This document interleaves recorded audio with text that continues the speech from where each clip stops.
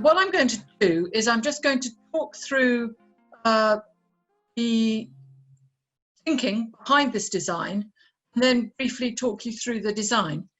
So this is a version of a history first year module, and the reason why we focused on history, on the first year, was because that's the group that's going to need the most support. So we had a number of things that we needed to be able to achieve, and that was firstly that we enable the first years to feel at home and to feel that they are at university and that they are having some kind of experiences of being at university without trying to put everybody into seminar groups with all of the problems that go along with that. So we're obviously trying to hit the academic success, the personal success and student well-being, and the future success. So that's what we're trying to achieve. So we're trying to make students feel at home. We're trying to explain to first years what study at university entails.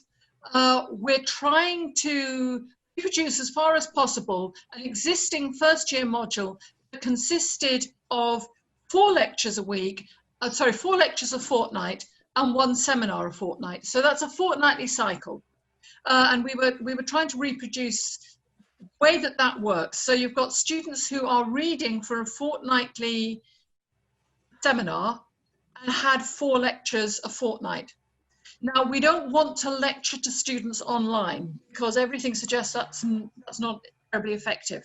So we've moved all of the lectures offline, and that frees us up with the contact hours, 5 contact hours a week. What are we going to do with those? And also, how are we going to make sure that the students have got enough interaction with other students without trying to run a huge lecture or even a 15-person seminar on a regular basis, because that's just really not going to be very easy. As well as the stuff we all know, which is that 50-minute lectures online don't work well, they produce active learning, and we want active learning because we also know that if you're doing stuff online, it has to be active. So we've tried to build in lots of opportunities for activity.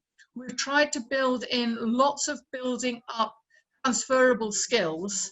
And we've also, one of the things that we've discovered is that students don't feel comfortable in a whole cohort or even in a seminar-wide situation asking questions on online discussion fora.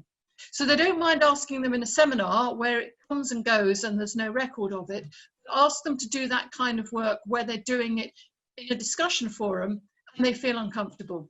And because not all students will be able to attend everything, even online, we do want to have an asynchronous way in which they can engage as well. Discussion forums, posting up questions in advance, and so on. So for all of those reasons, we have set up these small teams that are subsections of larger seminar groups. And I know that Roland is already thinking about doing something like this in what he calls bubbles, which, as I understand, Roland, your thinking was primarily to set them up as well-being groups. So what we're trying to do here is to combine the well-being group, the academic learning group, and the future success, the skills and transferable skills, that's not the word I'm looking for, but you know what I'm talking about, the ability to do stuff that employers want. So we're building all of that into this as well, and the teams, which are these small groups of 4 or 5 students, is where most of that happens. So that's the thinking behind it. Does all of that make sense so far? It does. So then if I show you the share, I mean, I've already emailed this to you, but I'll share with you the thing itself. This is, first point is, this looks very complicated. The version I'm showing you at the moment is not the version I emailed, because this is the version that's also got the tick against all of the learning outcomes being met and showing that each activity also meets all of the learning outcomes, which was one of the other checks that we had to go through and make sure. It looks immensely complicated. It's broadly divided into fortnightly cycles to match that 4 lectures and 1 seminar cycle that we had previously. So if I just walk you through how it works, what we're hoping is that when it's set up on Canvas, that it won't look as complicated as it does here. So one of the complications is that the first week is different. I'll go through the first week in a moment. I just want to show you that the overall shape, first of all, which is, as you can see, there's these fortnightly cycles which are color-coded. So there's a fortnight, there's a fortnight, there's a fortnight, there's a fortnight, and there's a fortnight. In between, in week 6, we have an extra week, which is focusing on the particular skills that are needed for the assessment, the first piece of formal assessment. Actually, this should be in bold. I'll bold it out now. So if I show you briefly the assessment, most of the assessment is peer assessment, and we're calling that, but in a way it's simply try something out, have a go, see how it works, talk with your peers about it. So one of the really important principles behind this first year is that there's the opportunity to fail. It's all about trying things out, learning what works, learning what doesn't, that it's about the journey. So there's a lot of assessment built into it, which is formative. There are 2 pieces of formal assessment. This one, which is primary sources analysis, and this final one, which is a formal assessment, which we've called portfolio, which pulls together all of the work that they've already been doing throughout the semester. So it isn't a big piece of work at the end. The big piece of work they have to do at the end is selecting from what they've done during the course of the semester and submitting that. So again, is that all making sense so far? That there's two pieces of formal assessment, one of which is more like a standard essay and it happens in the middle of the semester, and the one at the end isn't a big piece of work. It's pulling together the small pieces of work that they've been doing all the way through the semester. Is everybody happy about that? Any questions on that? Nope, not seeing any response, so I'm going to work on the assumption that's okay. So if I take you through first week, first of all, the first week is different. In this first column, which is called whole cohort asynchronous, what that basically means is this is the stuff that everybody works with. In a standard module handbook, this would be the reading, and then also the lectures. And when I say reading, I also mean the other online materials that we ask students to engage with. So here, for example, there's the first week, there's 2 short readings, but there's also a maths video and a maths exercise, which are online, which are externally produced materials. We already use these in this module. So this column B is what you might call slightly active acquisition. So this is where they're watching videos, they're doing their reading, they're watching however we're going to produce the lectures. Now, one of the things that's really important in our thinking here was that we don't want to create a lot of extra work for staff. So we're trying as far as possible to use existing materials. So existing lecture capture, and I know that one of the things that Andrew, I think it's Andrew, has been doing is where you've got your existing lecture capture is just to record a brief introduction to say, this was in the past, here it is now, this is what we're doing this week. So you can chunk your lectures, you can divide them up actually by editing them up if you've already got captured lectures you want to use, or you can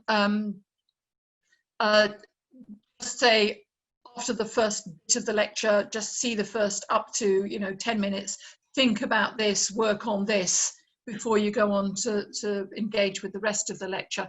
I can see there's a lot going on in chat, which I'm actually ignoring at the moment, and I'll come back to that when I can see it. If anybody else wants to respond to the stuff that's going on in chat at the moment, feel free to do so. So, so this column is basically acquisition. It's stuff that they need to read, to think about, to engage with, and some of that covers what we would previously have presented as direct face-to-face contact time in the lecture theatre. We're now taking that out of direct contact time and we're putting it as work that they go through in their own time, with guidance through it and with questions. And then that frees up the lecturers to be doing other things, including, well, I'll come on to what it includes in a moment. So that's what this column B is. And as you can see, here's stuff we made earlier. So included in the first topic, red topic, there's only 2 lectures, whereas there would have been 4 lectures in that fortnight in the old system. But there's a whole bunch of other things that we want them to do, which again was the reading that we asked them to do in the past, and the reading with questions for them to consider. So that's whole cohort asynchronous. Now I then want to take you across to column G, and column G is where all of the capturing of their active learning happens. So this is an individual workbook. So every week there are things for them to put into their workbook. So when they come to submit at the end, they're selecting their best entries from their workbook. It's also where they're recording work that's going to be peer assessed. So it's not a physical notebook. It's probably going to be in some add-in canvas. So every week they record in their workbook any thoughts and questions for sharing, and they also post those thoughts and questions for sharing. It says there in the team discussion forum. That's actually wrong. It should say in the seminar discussion forum. I'll come back to that in a moment. You can see there's a whole set of questions they get asked to address in their workbook, and so they're keeping a record of their reading. And the important thing is that this isn't the answer. It's not crafted essays. It's thinking aloud and reflecting. Again, it's that journey, it's the process, it's the opportunity to fail. So there are questions that arise out of the reading, and they're doing their first pass responses to those questions. From there, I want to take you to the seminar. Now, in the first week, the introductory seminar, with the tutor, it's a standard size seminar, sort of thing we're used to, about 15, 16 students in a seminar. And they'll have a seminar tutor, and they will meet with their seminar tutor once a fortnight, as in the past.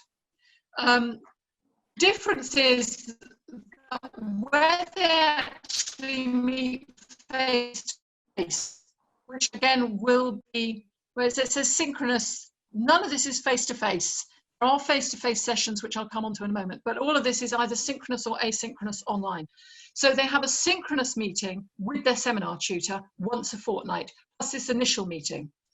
So the initial meeting in the first week is, this is who we are, this is what we're going to do. And also, importantly, in this initial session, people are divided up into teams, and I'll come on to that in a moment. So the seminar would, in the past, have been 50 minutes.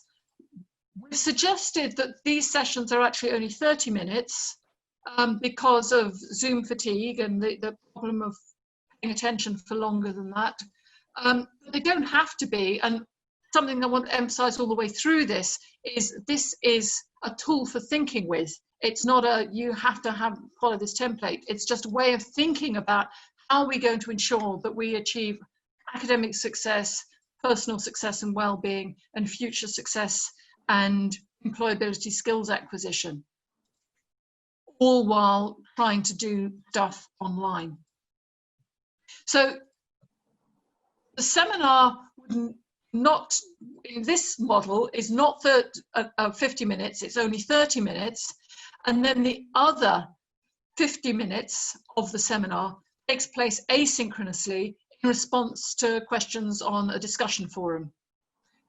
When I discussed this with my team, they said, well, we found when we ran synchronous seminar sessions, almost nobody turned up, but those that did turn up were happy for it to go on for an hour. So they've said they'd actually prefer theirs to be an hour, and they'll use their office hour time to respond to things that people who can't make the synchronous session can put up on discussion fora. So it's up to you how you might want to work that. But the important point is that once a fortnight, there is the equivalent of 50 minutes of time, contact time with the seminar tutor, the whole of the seminar group. But in this first meeting with the seminar tutor, the seminar is divided up into teams.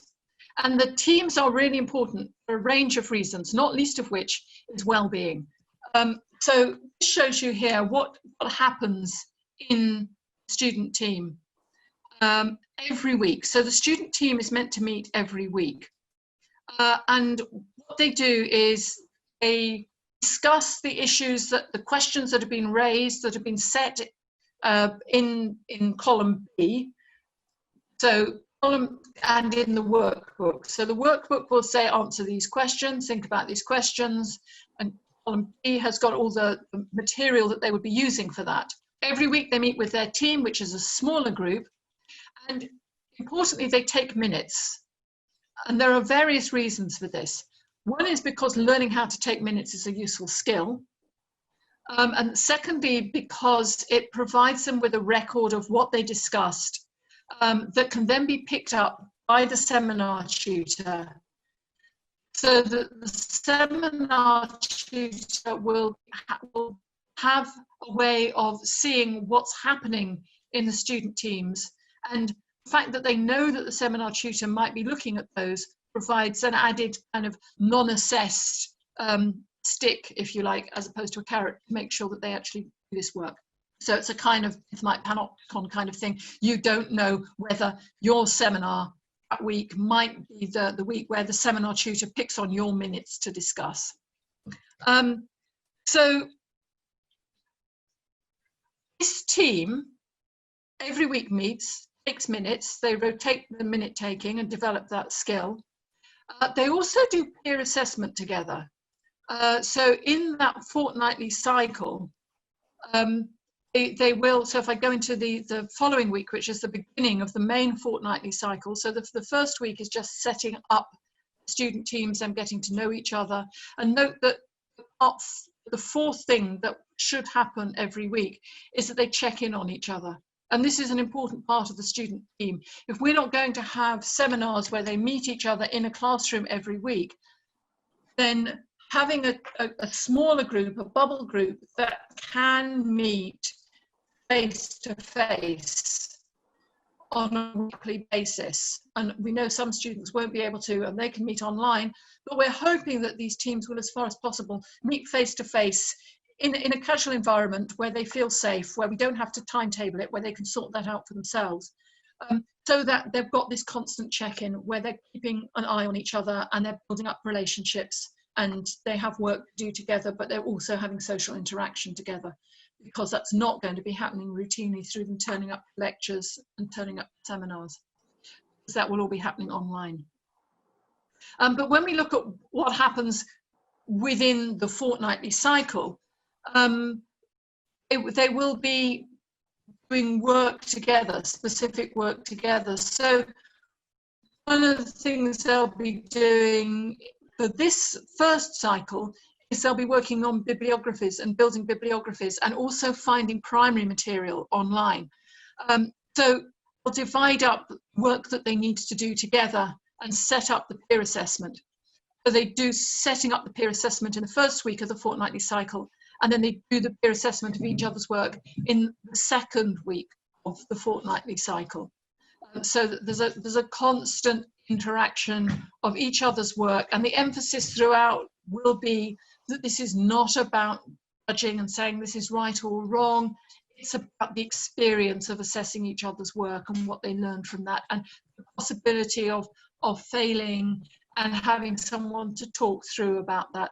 So a lot of this will be what students normally do anyway. We're just providing them with a bit more of a formal structure for that to happen, because it won't be easily meeting normally. Okay, is everybody with me so far? Any question? I mean, there's loads of stuff in chat, isn't there? Shall I have a look at the chat at this point and see what's happening there? I'll stop sharing for a moment and we'll look at the chat. So we have questions, Diana, about the face-to-face activities, kind of to make it hybrid and not just all online. Yes. Yeah. And we have a question about what software you're going to be using for peer assessment. Yes, so, okay, well, I'll answer those. And it looks as though actually there's already been answers to those things, and it looks like a really helpful thing from Roland at the start as well. Definitely. So yes, I'll come to physical face-to-face in a moment. Yes, there doesn't have to be, as it says here, as Joanna says, with the peer assessment, it can literally just be passing a file. So the idea is that in your group it works in a circular way, so each person passes it on to the next one. So that you're not doing it in pairs, but you're doing it collectively. Yes, they can just simply share Word documents with each other and then give each other feedback.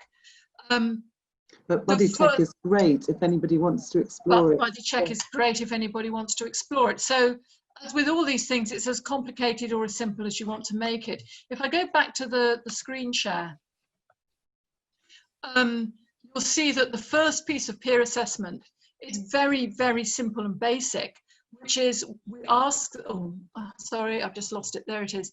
We'll ask them to find some primary material online and see if they can reference it. And then a peer assessor decides whether they think they've referenced it correctly or not. As tutors, we'll give some generic feedback on this, but we won't have to mark each one because that's impossible. Everybody will have had some feedback from someone who's looked at it, and then collectively in their group they can look at and then so if somebody is really hot on referencing, they may be able to improve on somebody else's peer assessment as well. The idea is that it's a process, learning from each other. It's not you got that wrong, it's oh but did you notice this? So it's something where it's very easy to assess. But it's also very easy to talk about and to share what they've learned. And of course, we'll give them for this one, which is a very simple, straightforward initial thing, we'll give them really detailed guidance about how to reference primary materials. My experience from doing sort of stuff like this in the past is they still find it very difficult and they still often get it wrong, but they can talk about that amongst themselves. So if I can move on, if that's okay, to the face-to-face, which is what people seem to be wanting to talk about. So as you know, current guidelines are not entirely fixed in stone, but current guidelines are that we should aim to have cohort sessions of 1 hour face-to-face in person for each student for 1 hour a week per 15 credit module. So what we've done here is we've made that 2 hours a fortnight per student, and we've defined that, so this is this bit in here. So this is an extra thing that happens in the middle of each 2-week cycle. And what it will entail, we really don't know at present because there's so much uncertainty about what will be safe and what won't be safe. It seems to me that there are 2 reasons why the university wants us to do this. And one, which is the important one, is to have that university experience. And so we've tried to build that in with the student teams anyway. They've got a reason for meeting up in smaller groups. As well as getting them onto campus and giving them that university on-campus student experience, we think it's also about getting to know your lecturer and having an opportunity to see your lecturer in real life. So it's not necessarily 2 hours with the lecturer, but we're thinking of activities where the lecturer will be available for 2 hours. And ideally, this is something we can do outside, where there are treasure hunts, that kind of thing, where lecturers are available, the students can come and talk to the lecturers in a safe environment, and they can see us, you know, we can perhaps meet, you know, outside the foundation building and talk to everyone in large groups and then send them off to do things. And we can be available so that they build up a sense of us as people they can talk to. It's not going to be their only opportunity to talk to the lecturers. And I'll come to the final part of this 2-week cycle in a moment. But people want to just talk a little bit about that idea of value added face-to-face. And it's value added because we're aware that some students won't be able to take part in these at all. And we don't think it's fair that they should be excluded.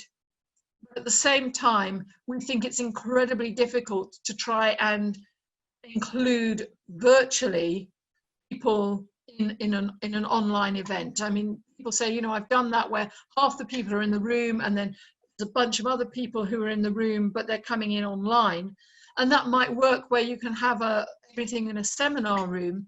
But the timetabling for that is going to be so challenging that we decided we'd go for these larger value-added face-to-face events instead.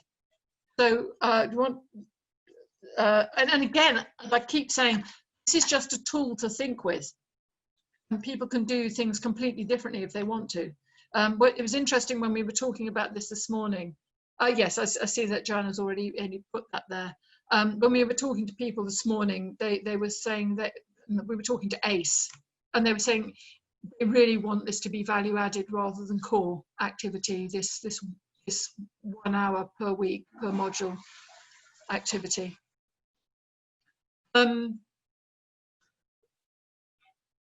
So, yeah. Okay.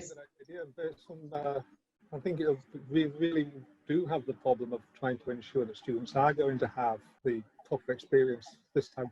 It's not like we're dealing with second and third years either. We've never met these students and they've never met us, so they don't really know what to expect. So, got to have something. Exactly. Exactly. So that's what we were thinking. And I mean, they'll be meeting their seminar tutor online as well, and they will be meeting the lecturers online. I'll come back to that in a moment. But as I say, the teams provide them with the regular face-to-face connection, university experience.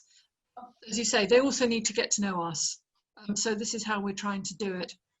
So if I go back to the what's defined as the whole cohort synchronous. This, although it's in column C and therefore appears to be at the front of, in other words, the way that this is laid out, it's not you do one, then you do the next one, then you do the next one. It was thinking through, what do we need? We need whole cohort asynchronous, whole cohort synchronous, seminar tutor synchronous, asynchronous, and so on. So that's why the spreadsheet looks like this, but it doesn't reflect the student journey through these. So the student journey is they start with column B, then they move to columns G and F, then they move to column D, which is working with the seminar tutor. And then at the end of the fortnight, towards the end of this 2-week cycle, we have whole cohort conference, and that is online. And what happens in that is that the lecturers turn up and are there to answer questions. And the questions are posted in advance. And one of the things that the teams are doing and that the seminars are doing is they are discussing what is going to happen, what are the questions into the whole cohort conference. And the reason why we're doing that through Teams and through the seminar tutor is that we found perfectly understandably that students feel exposed if they're asking questions to the whole cohort. It's very different from asking questions when you're just in the seminar. So where it's going to be exposed to everyone, if it comes as a question from the team rather than the question from the individual, then we think they'll be more confident about posting them up and taking part in the discussion. So the whole cohort conference is the wrapping up where they see the lecturer whose lectures they've been seeing pre-recorded. So they've already got a sense of the lecturer. They haven't actually spent time with the lecturer except in the value added session, but they haven't spent online time being able to ask the lecturer more questions. We think that possibly towards the beginning of the semester, those questions will tend towards, I don't understand anything. I've got a really stupid question, or, stupid question, there's no such thing as a stupid question, but I've got a really basic question I don't understand. I want this explained. And we think as we move through the semester, we may find that towards the end of the semester that the kinds of questions that the teams are bringing to the whole cohort conference will be more sophisticated, deepening questions rather than clarification questions. But both types of questions will obviously be very welcome throughout. So the way that the student experiences it is they start with the materials that they're asked to engage with, which is something we might call a lecture, divided up, chunked in some way, other online materials, reading that we've always asked them to do, questions that we've always asked them to address. They then meet with their teams, discuss it a bit more, keep minutes of their discussion, and begin to think up the questions that they want to be asked. They then record their answers to questions and other things that they've found out in their individual workbook. Also do some peer-assessed work, which will then be discussed in the second team meeting of the 2-week cycle. And that will be posted up, and of course they can discuss that in the first one as well. Also in the first week, they will have met with their tutor, and ideally the tutors will look at 3 minutes, and that will help to get the conversation going. And then somewhere towards the end of the second week, there'll be this whole cohort conference where everything gets wrapped up, everybody asks all of their outstanding questions. Lecturer actually turns up and has the discussion with the students. So the students will then have been building up their workbook, and when they come to submit their final workbook, it will contain 1 set of minutes. They'll be rotating the minutes. They should each have at least 2 sets of minutes that they can choose from. So 1 set of minutes that they took, 1 reflection on a peer assessment task, so a reflection on that process, and then reflections on the learning process across 3 of the topics based on their workbook reflections. So this final piece of assessment should be one about assessment and selection and tidying up and developing that skill. And we really need to emphasize to them this is a skill that they're developing as well, the selection skill. Peer assessment tasks, we've thought about those as being a variety of possible employability skills, additional skills. So blogging was one that we thought of. And note that with the peer assessment, it's not this is a good blog, this is a bad blog. It's what was the best thing, what was the thing that could be improved, and the thoughts that the blog inspired. So the students are being supportive to each other. And so the thing that could be improved isn't you did this wrong, but it could be even better if you did this. When I ran this past my own team, they said, there's a lot of different ideas about different kinds of additional peer assessment here. Maybe we should just stick with one. The one that they thought it would be useful to stick throughout was statistical analysis, and just to have stats analysis and stats presentation and effective ways to present stats as being additional work that they were doing all the way through. So is that making sense so far? There's just one final thing I want to draw attention to, but is that all making sense so far? Any questions on that? Yeah, and exactly, and Andrew's point is that this is complicated. And yes, we need to make it simple. I hope, and I haven't looked at the useful tool that Roland has posted, I hope that when this appears in a calendar, which you can do so easily in Canvas, of this is what you do now, this is what you do now, this is what you do now, which will also be reflected in the workbook, they will have a workbook to work through, and that will give them structure they need to make that transition. Andrew, I was talking about you earlier in the session for ACE, because I have a feeling that you, in normal times, were giving your students an introduction to the week with a really quick film of you. Am I right?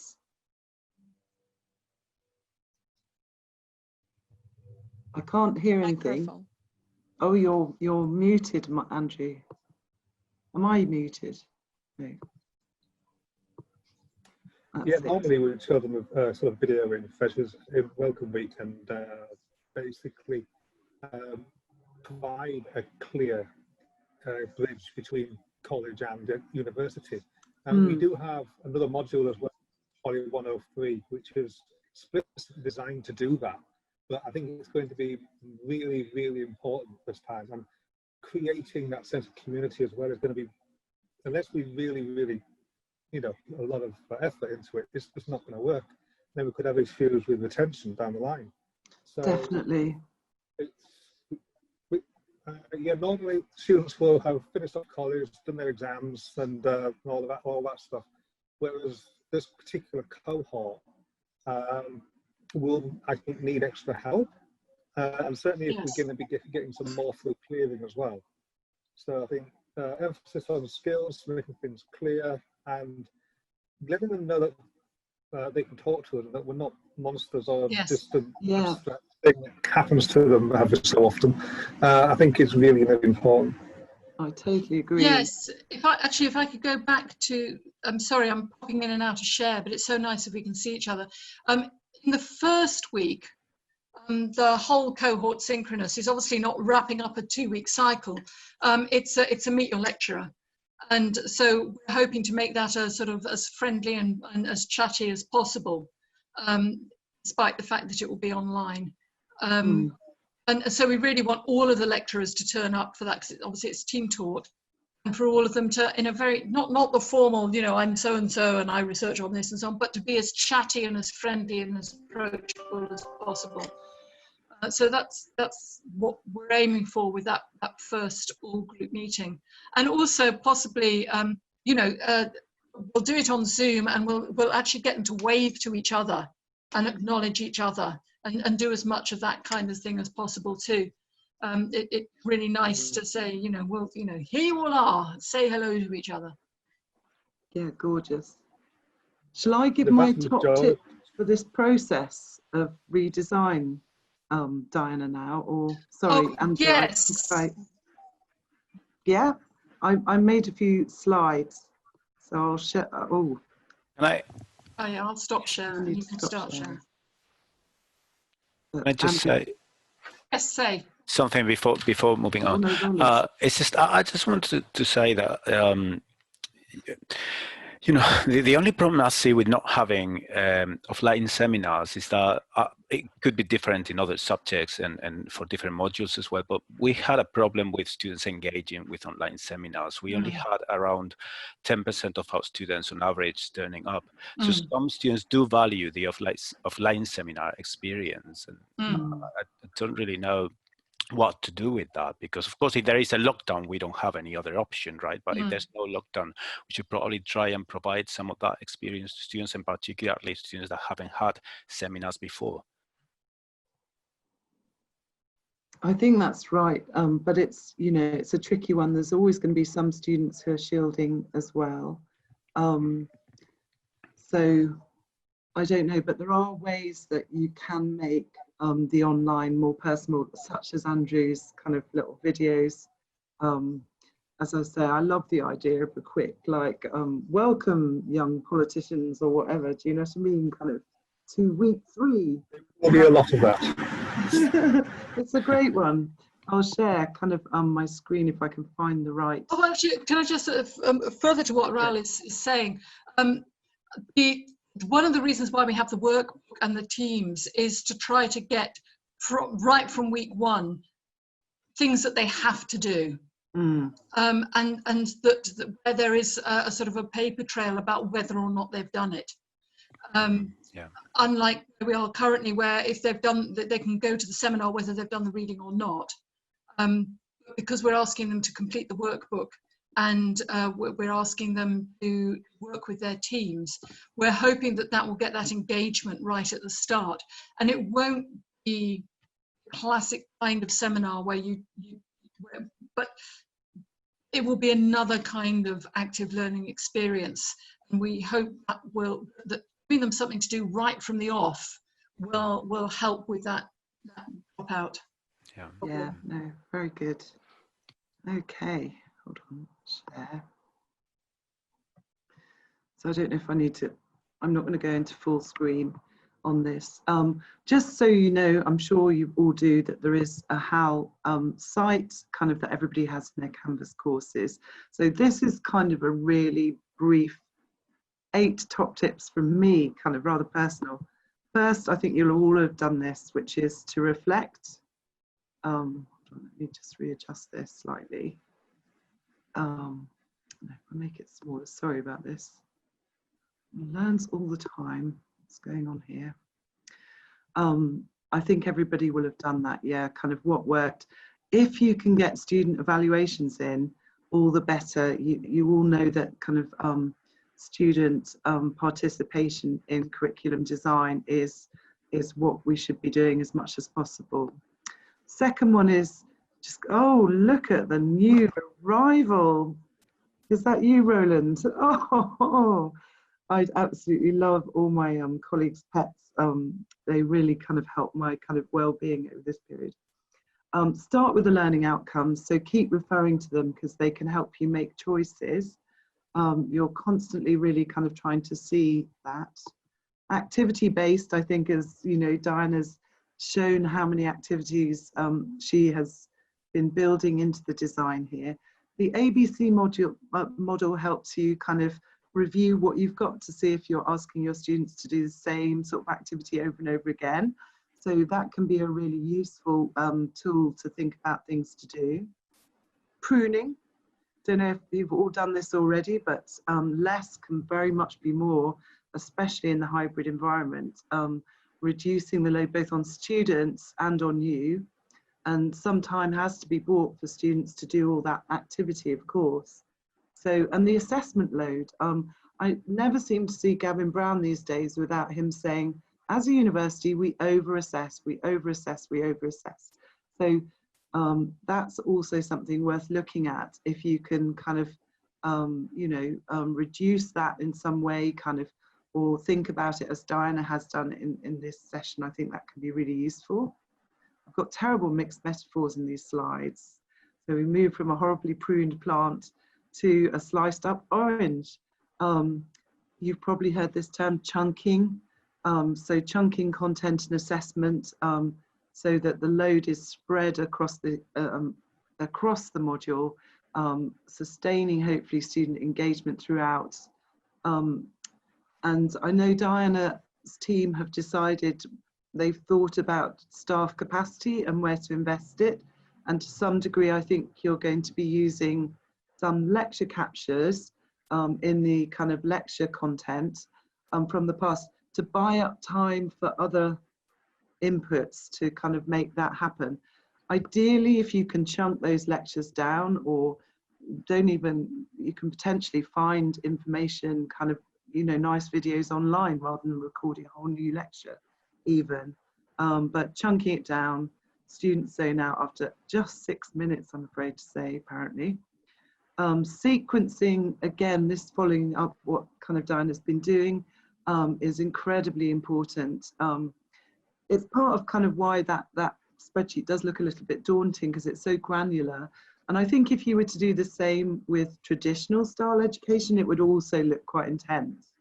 But sequencing is really important.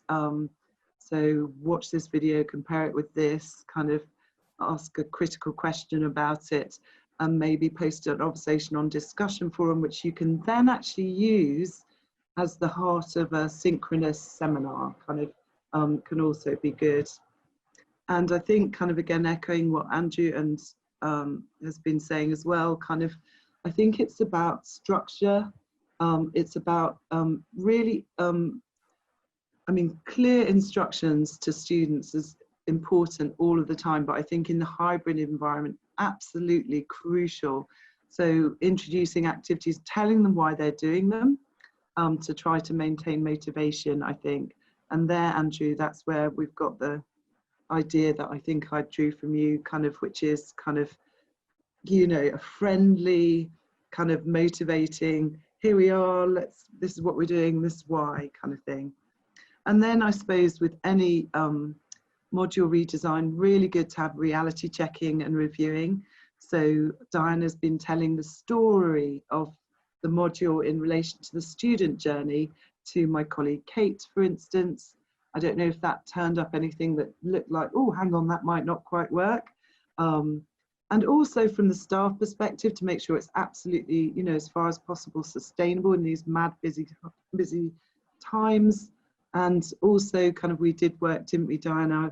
We were pushing you to tot up the number of hours that each activity would take, to make sure students were doing an appropriate amount of time kind of on the module. So there are just 8 top tips, but kind of largely speaking, there's loads more on the hybrid active learning site, which you can find in your Canvas site. So very briefly, that was me kind of, so I will stop sharing now if I can. Is the meeting controls gone? Very small. Diana, I don't know if you had any reflections on the process of, do you know what I mean, of redesigning. Oh, you're muted. Yeah, yes, I just said, oh, I'm muted, almost exactly in harmony with you saying that same thing, Joanna. I think that's going to have to be, you know, the phrase of the year, isn't it? You're muted or unmute. We all do it. Yeah, in terms of the amount of work this involved, it was huge. Because it involved, as you say, thinking down to the granular level. And as you say, if we thought about what we do normally, it would similarly be huge and complex. And yeah, I think what we haven't managed to do is actually speak to students, because they'd all gone. We look at all their feedback. So we've been informed by what students have told us. And obviously it would have been better if we could have brought in a student to look at this as well. So, I mean, this is interesting. This is the final of the sessions of taking it round staff, year 1 staff in the school. And so far, most people have got the point, you know, and we've emphasised it's a tool to think with. It's not you have to do it like this. It's just, this helps us to think through all the different things we have to hit around academic success, personal success and future success, and on all the things that we know about active learning. We've tried to meet all of those, and this has been our solution to those problems. But by thinking about them and thinking, well, that wouldn't work for me, and the tool is still working. So I think we've kind of got to the point now where, as a school, we can stop trying to think about this collectively, and we can leave individual departments and module leaders to sort out what they want to do with their own team. And that's, you know, as I've been saying all the way through, and I've said it so many times and I'll say it again, this model is a tool to think with. Yeah. And it's not a, you know, you do what you want with it. It just helps to highlight how one hits all of those different needs that need to be met for these particularly challenged first years. Brilliant. Well, thank you, Diana. Well, thank you guys for coming. And then, because we've recorded this, then you can share it with other colleagues in your departments. And I can also share it with the Irish Studies people who weren't able to make it. So thank you really very, very much. And for me, that is the last thing I'm doing on this stuff. I'm now handing it over to, well, I mean, there will be other, I have to tidy this up. Yeah, it's now basically the school has provided a model that everybody in the school can talk about, and I'll leave it all of you to do what you can with your colleagues and enjoy the process, I hope.